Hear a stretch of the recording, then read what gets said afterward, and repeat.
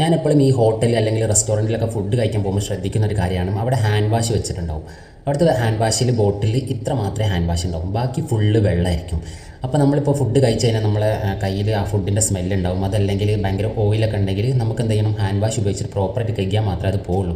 അപ്പോൾ ഈ പറഞ്ഞിട്ടുള്ള ചില റെസ്റ്റോറൻറ്റ് അല്ലെങ്കിൽ ഹോട്ടലിലെ ഹാൻഡ് വാഷ് എന്ന് പറയുന്നത് ഭയങ്കര ഡൈല്യൂട്ട്, വെള്ളം ചേർത്തങ്ങനെ അവർ ഫുള്ള് ഡൈല്യൂട്ട് ചെയ്തെങ്ങാൻ നമുക്കത് എത്ര 2-3 തവണ ഇട്ട് കൈ കഴുകിയാൽ പോലും നമ്മുടെ കയ്യിലുള്ള ഓയിലോ അല്ലെങ്കിൽ ആ സ്മെല്ലോ പോകില്ല.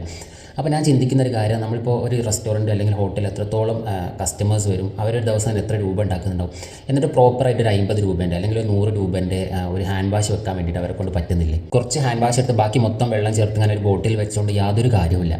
അല്ലെ പിന്നെ അവർ ഹാൻഡ് വാഷ് വെക്കാണ്ടിരിക്കണം. അതുപോലെ തന്നെയാണ് ചില ഹോട്ടലിൽ പോകുമ്പോൾ ശ്രദ്ധിക്കുന്ന ഒരു കാര്യമാണ്, നമ്മളിപ്പോൾ ഈ സ്നാക്സ് ഒക്കെ മേടിക്കുകയാണെങ്കിലും നമ്മൾ ടൊമാറ്റോ കെച്ചപ്പ് അല്ലെങ്കിൽ ടൊമാറ്റോ സോസ് യൂസ് ചെയ്യണം.